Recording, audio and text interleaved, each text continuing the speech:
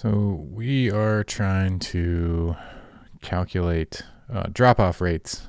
So when somebody starts a series, which is known as a course on Egghead, and finishes it, at the end of the series, we give them the opportunity to review the course and send us feedback. And more often than not, that generally skews very high, which is great.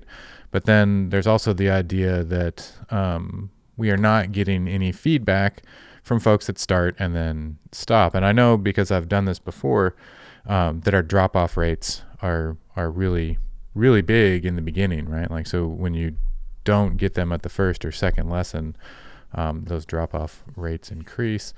So I just want to kind of build something to take a look at this and then start tracking that over time as one of our key performance indicators as we create new content, or maybe even adjust old content to deal with the idea of drop-off rates as some way to prove the engagement and get more people to the end at the end of the day. And then also one of the side effects of that is getting feedback from users in general. So we can ask the folks that drop off, why didn't you finish this? Why wasn't it for you? That sort of thing. And use that feedback for improving both the existing content and future content, because none of these are really set in stone. They can be incrementally improved over time, and that attitude is probably good to have. So we have this nice gem for our Rails app called Blazor. And what it lets you do is just make SQL queries here in the browser. It has this really cool bit where we can set start and end times and use those as variables. It gives us a nice date picker. When you run that, it makes the SQL query. This is counting our lesson views, which is a millions of rows table. This is literally every video that gets watched on Egghead is a lesson view. Then we just have some things, series slug. So that's what you see here. Lesson slug, and this is asking for all the lessons that have views, how many people started and how many people completed. So that's the individual lesson. So in this particular case, in this internationalization course, this particular lesson, 603 people have started it, but only 491 have completed it. So that's the individual drop-off rates per lesson, and then we kind of can gather just based on the numbers, right? Like how many of each of these in this particular course have had starts, how many actually finished that lesson, and then the idea is that where did they stop? So if 603 people started this first lesson, and you can see these are actually sorted in row order. I'm almost pretty sure, just because that's the way it looks. So 603 people started this course. 491 of those didn't even finish the first one. 571, etc. So you can see this kind of drop off, and it climbs here. So it's probably not in the right order. But we're going to sort them. This is something we probably actually want to add into our overall template. So I'm actually going to come in here and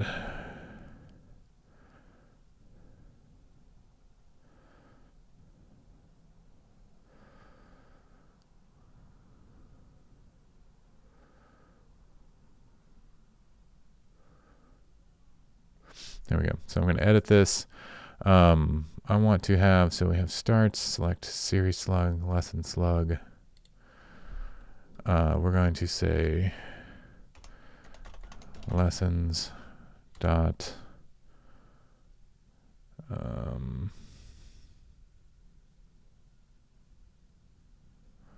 believe it's might just be row order. I think that's right.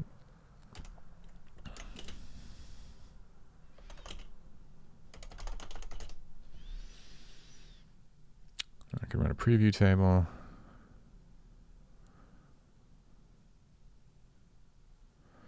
So use an aggregate function.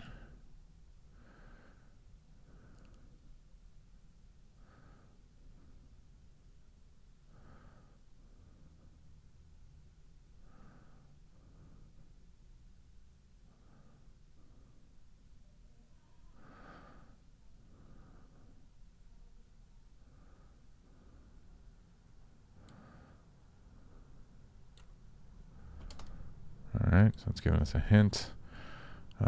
Series row order.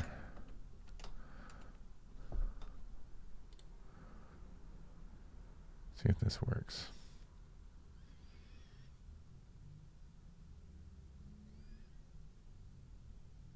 Basically, I just want to know the position. And these numbers are going to be kind of wacky, and they're really big. That's not correct. They can't be the same. All right, so time to look at the source code. And I'm going to come up here, and I'm actually going to look at the model. I want to see where we're at. So that's going to be my lesson. So I'm looking at the Ruby code because I am curious. We use this ranked model gem and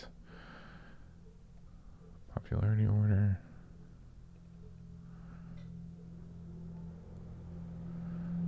Row order. Series row order. Okay, so that was correct anyway.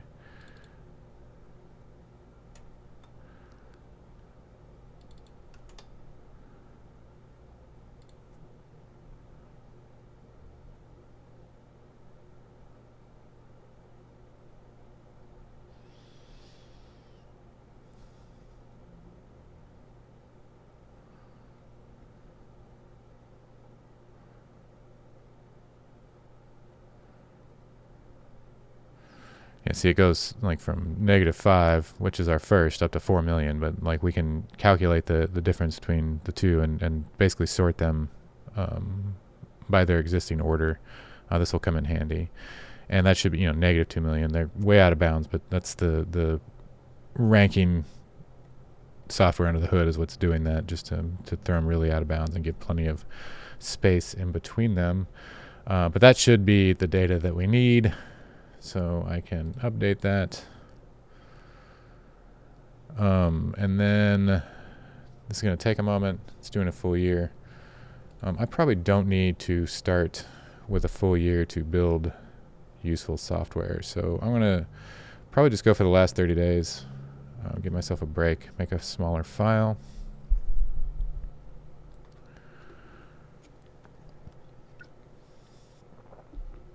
So we've had 2,000 in the last month. I can download that. I get this CSV. So let's open that up. Look at what we got. That was the previous one. This was much longer. This is fine. All right. So slug. This is actually series that we have. Lesson, position, starts, completes. I remember this is just the last month, so it's not, I don't know, it's not as statistically significant. And you know what? I'm just gonna wait. I want a big chunk of data so we can see this over time.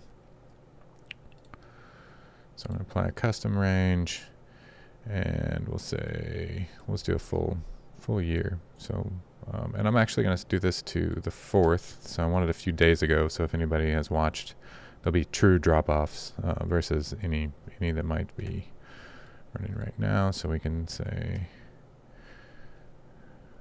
like so, and 2018, apply that.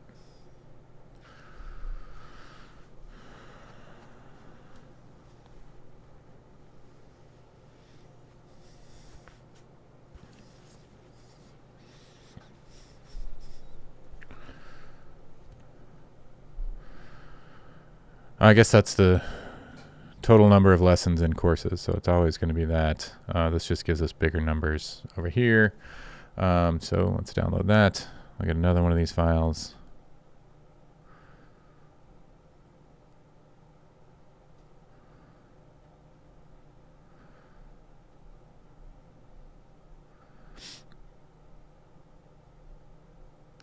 So I actually want to edit this because I keep having to go. So I can say as series and as lesson. So now this should give me a better view of that, so I don't have to keep renaming the table. Just wait for that to happen. Series lesson, perfect. Update, there we go. So I'll open this. I'm gonna have to change it one last time in here. So we can say series lesson. And now I have a CSV file that I can start working with. And CSV files are something you get from a database a lot. Like they are basically a database, a database table. That's why they fit so well in a spreadsheet. A spreadsheet's a database, so we can have multiple tables in a spreadsheet. And that's what each new sheet is inside of our spreadsheet. And this is fine. And there's probably, what I want to do is actually convert this, because like at the end of the day, I want to get a data structure that works for me, that I can think about and like manipulate. This is fine. Like this is exported from the database. This is a good way to get it from the database. But really, I want to, only look at this individually, but then I want to make some aggregations on top of that. Like, for instance, I would like to be able to calculate the percentage of completions through the lessons. Like, so what's the percentage of overall, like from the series to the end? What's the, average percentage of completion rate and that sort of thing, if that makes any sense.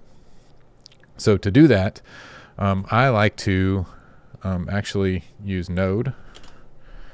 So I'm going to open the terminal, get that going, and I'm going to create a new project in my code folder. I'm going to make directory. I'm actually going to go into CD egghead, and I'm going to make a directory, and I'm going to call this series drop off. And I'm going to add data to that. So this is just going to be, so I can come into there. I'm going to use npm init, and I'm going to use the yes flag. That lets you create this. So now I have a package lock.json.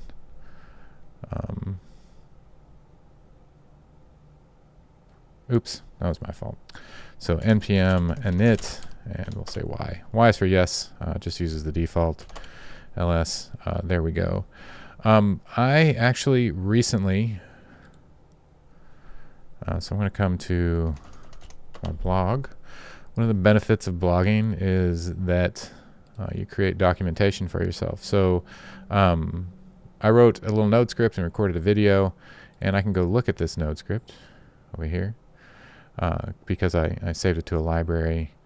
And I went through several different CSV parsers to figure out which one I liked the best and which one worked for me. I ended up using a couple of them inside of here, but what we want to do is actually read that in, read the CSV in, and kind of do the same thing. I just want to start reading it in and reading every row, and then I can start thinking about the data. So I'm going to say code, open this up. So now I'm in that package. And the one that I ended up liking the most, the point of that, I'm pretty sure was the fast CSV. So what this does, we use file, pipe, CSV. Oh, this one's actually using the CSV parser. I just want to stick with the same thing. I actually really kind of liked it. Trying to figure out if I used different things. So writer, fast CSV. So I'm actually was writing CSV back out in this case, but that's not what I want to do. I want to read it and then manipulate it, and then I'm going to use a reducer at the end of the day. So I'm going to use a CSV parser. So in fact, I'm just going to right out of the gate copy that over. I'm going to come over here. I'm going to create index.js to work in. I'm going to import that. I'm going to come, let's see.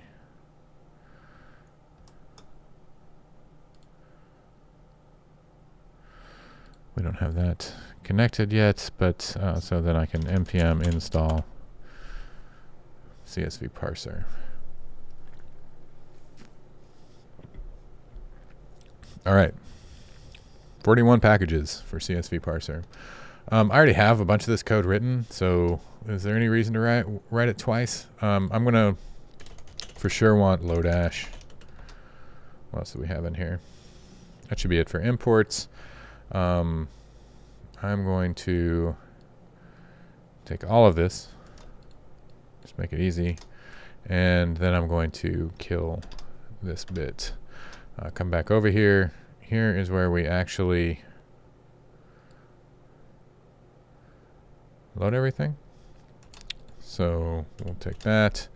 I need to get my file, so I'm going to come over here to the file system,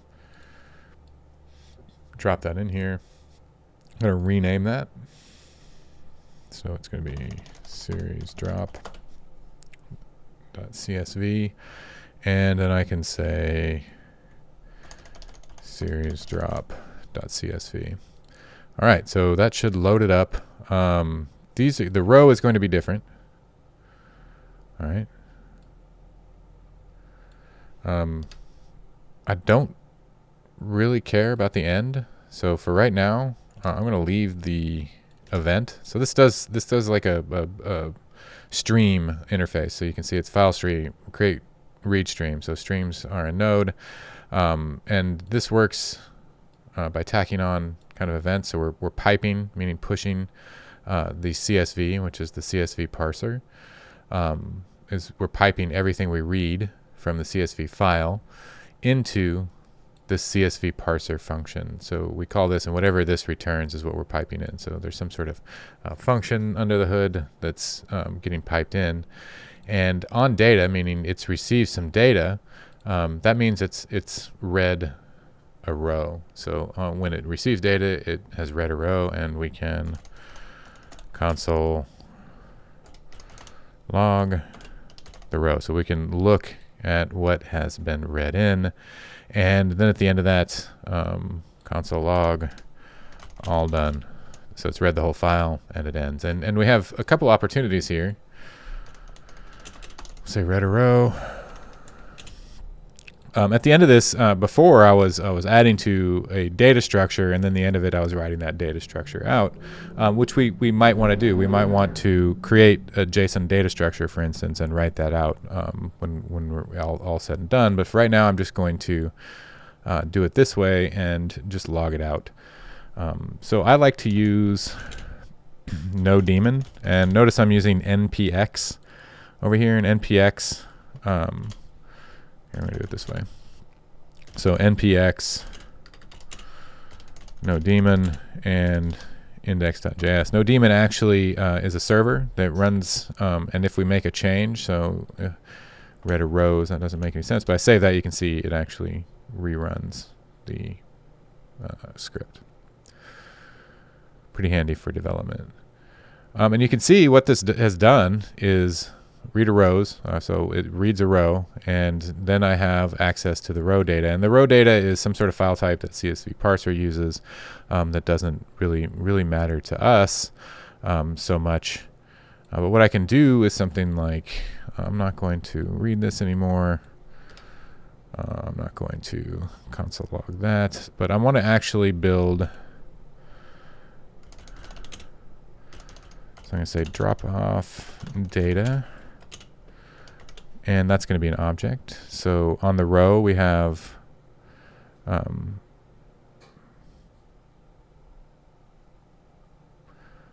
oh, this isn't good. So there's something wrong with our data over here. I need to come. Maybe I didn't save it. Yeah, I didn't save that. So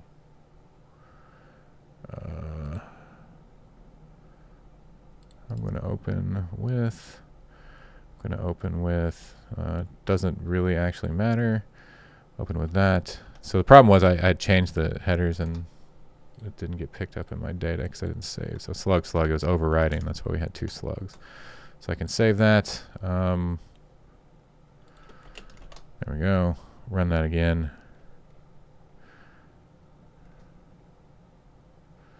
Oh, I'm not actually writing anything out. So we'll say console log row, just for grins. We want to see that. So we have series, we have lessons, And then we have the position. So we have the starts and completions for each individual lesson. So we can get, let's say we want like total starts for each series. And to do that, I'm going to look at this and I'm going to say, so if we have a row, what we want to do actually is say drop off data, right? So we want to get that. And we're going to say series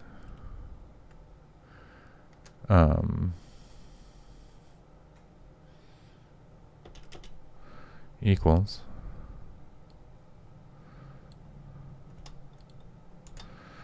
and if it's there, then we're going to say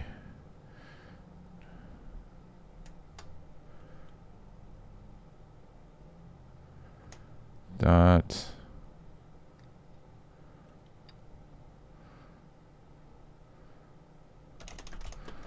total starts equals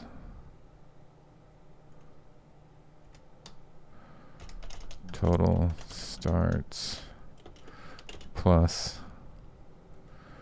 row dot starts. Or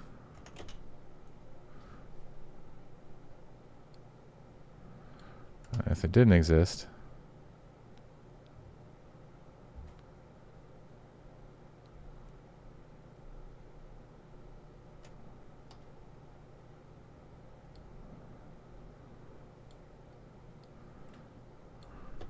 equals total starts, and that is the row dot starts. See how that turned out. Yeah, that was bound to crash. Let's see what happened. Series is not defined. Series. So that's const equals const series equals row dot series. We can make that even easier. Do it like this. Use a little destructuring. Nice. And then instead of logging out our row, what I want to look at is our drop-off data. So we end up with something like this. We're way up top. Yeah, there we go. Ooh, undefined 838. Interesting. So what did we do?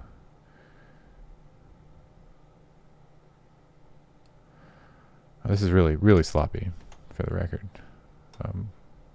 Oh, look, one of them worked.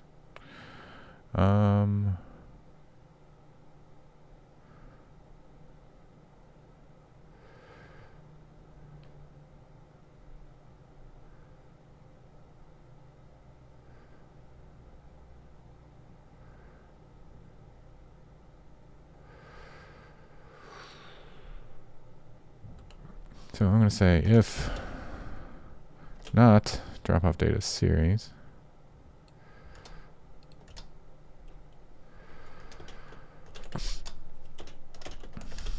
there we go.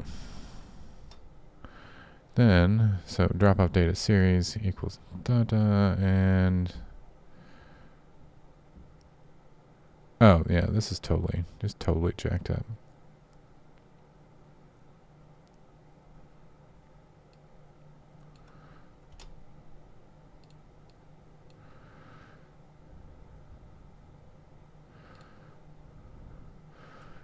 And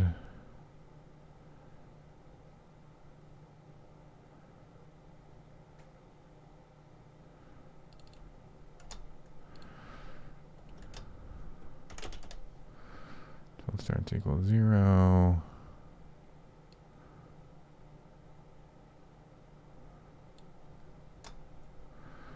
And then we can do something like drop-off data series total starts. It always takes me a minute to get in the swing of this.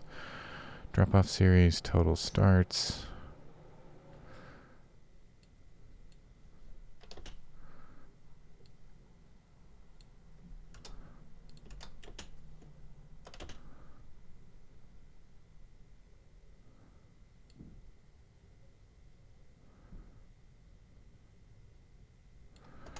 That should actually do it. Let's see.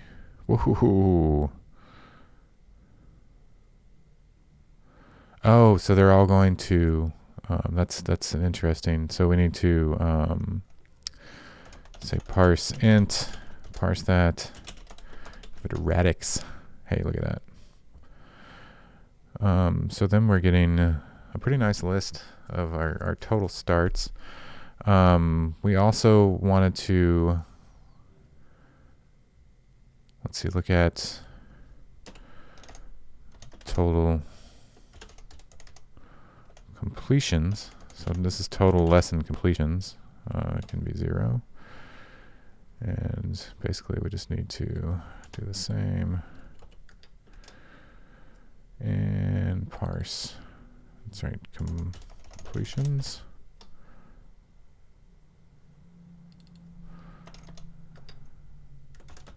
Total completions. What's that do?